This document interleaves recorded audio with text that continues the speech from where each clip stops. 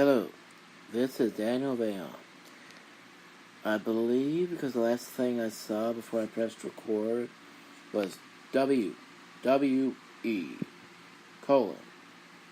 Life After the WCW Purchase. I believe that was the last show I looked at here on Spreaker.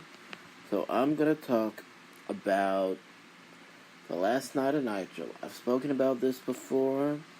But in order to start the show, I gotta start with how it started. And I gotta go all the way down to Monday Nitro.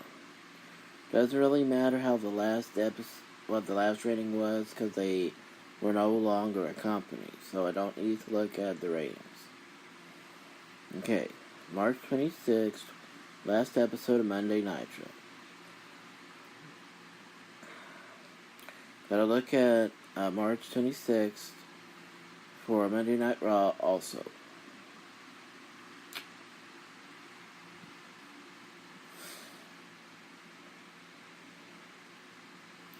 We all know about Shane McMahon coming out, interrupting his father Vince, and announcing that he was the official owner of WCW. But that happened, and I'm sure I'm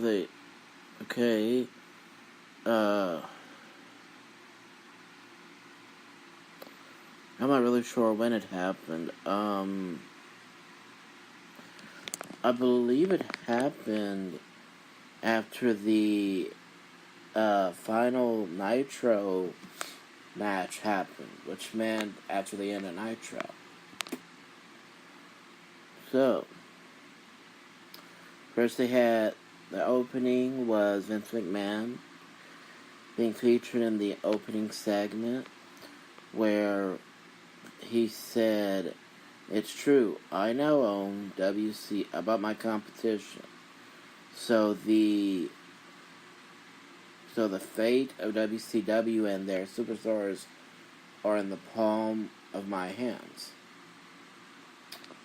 And he announced it to be a simulcast, and there were two TVs in his office to show everything that was happening. And they even had one in WCW too.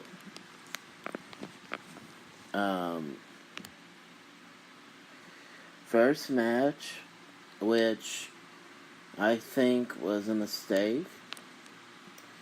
Instead of having the lower card title on before, they had the main event announced. I think they should have put the Cruiserweight title or the Cruiserweight Tag Team titles, the first Cruiserweight Tag Team title match of the night. I think they should have put that match first, and then the unification match between the U.S. and heavyweight titles after that, or after the Cruiserweight title. But that's just me. Okay, after 5 minutes and 11 seconds, Booker T hit his version of the Rock Bottom on Scott Steiner to keep the U.S. title, but also win the World Heavyweight title.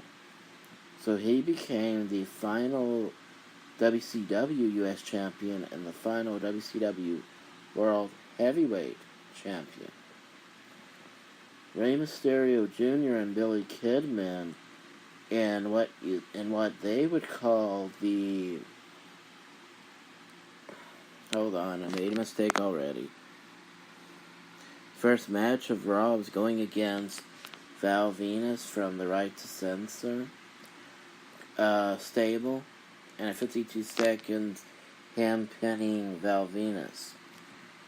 And then, by the way, they also had a match. They also have a match, Taz and APA with Jackie in their corner, against 3 members of the Right to Censor at WrestleMania 17. which was five, which was 5 nights after this. So let me see if I remember this correctly. Okay, well, nothing happened with the right to censor and the APA yet. I think if anything happened, it was on SmackDown 3 nights after this. Okay, so the next match on Nitro were Mysterio and Kidman in a triangle match against Shannon Moore and Evan Courageous of the 3 Count Group, and also Kaz Hayashi and Jimmy Yang. Oh, I'm sorry. It was a Cruiserweight Tag Team match, but it wasn't for the titles. This was a match to go against the Tag Team Champions, the Cruiserweight Tag Team Champions.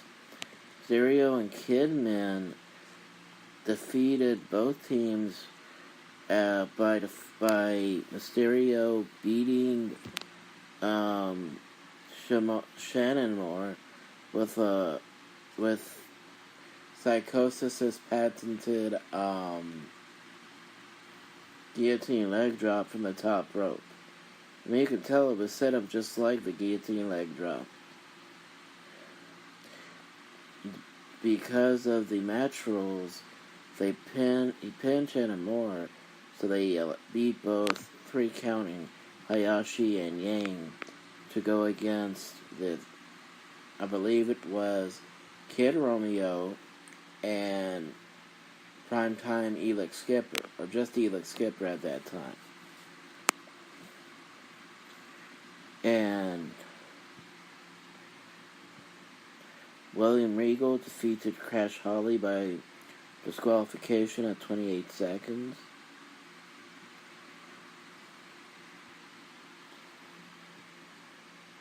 And I believe Jericho had come out because he decided to get physical with Molly Holly, who did absolutely nothing wrong. Regal was assaulted by supposedly going to clown, and it turned out to be Jericho. That was a really good way to have a final build-up for WrestleMania 17. Sugar Shane Helms, who had just won the Cruiserweight title, defeated Chavo Guerrero Jr. with the Vertebreaker to keep the Cruiserweight title. Chris Benoit and the Hardy Boys, with Lead in their corner, defeated Christian, Edge, and Kurt Angle.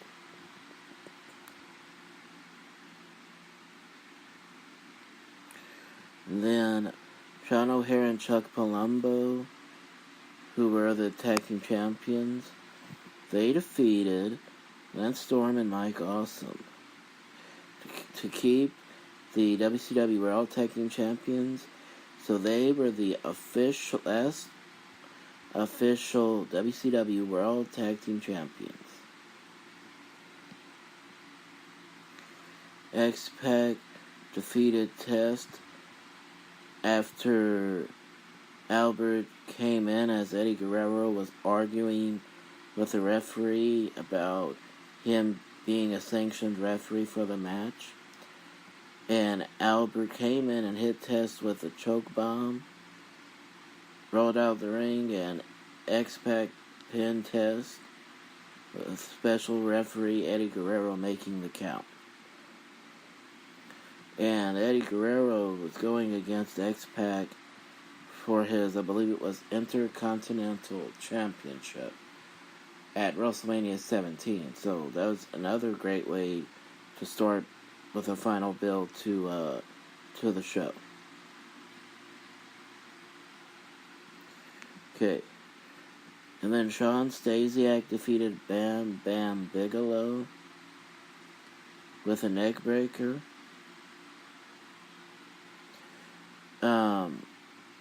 If Bigelow had won, he would tattoo Stasiak. So that's why, actually, this is what happened. Stacy Keibler had prevented Bigelow from hitting his finisher, Greetings from Asbury Park. And the reason Stacy did that was because she did not want to see Stasiak with a tattoo. Okay.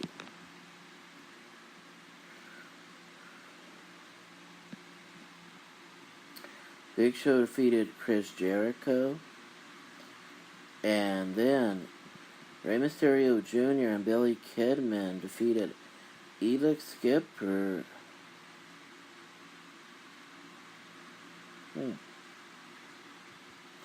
And Kid Romeo to win the Cruiserweight Tag Team titles.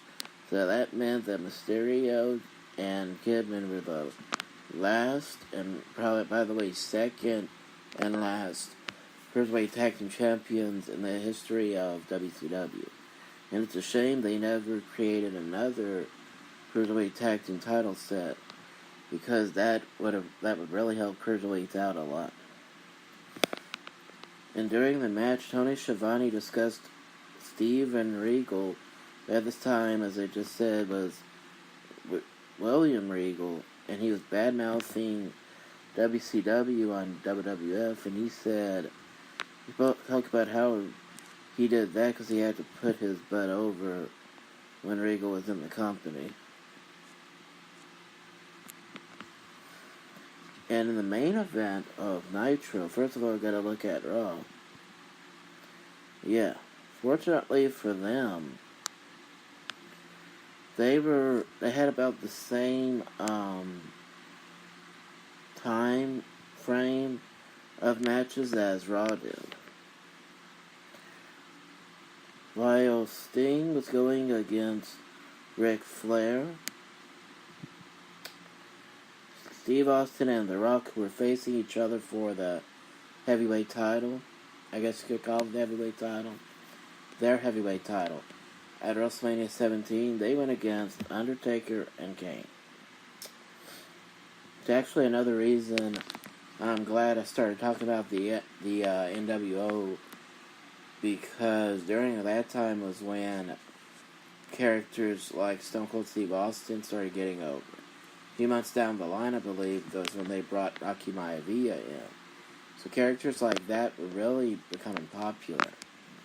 WWF was really becoming popular too, amongst the fans again. That's why I'm glad to do this. Okay. The main event of Nitro saw Sting defeat Ric Flair with the Scorpion Deathlock after he hit a superplex on Ric Flair. Sting helped Ric Flair to his feet, and they shook hands before they hugged. And that's when Tony Schiavone, I think he almost cried when he said, "This is what we're all about." And then, I think that was the end of WCW, period, forever. And they had Vince McMahon on his broadcast come out, talking about the Purchase. He said he wanted Ted Turner to deliver him the contract at WrestleMania 17. Then he discussed his upcoming match with his son Shane.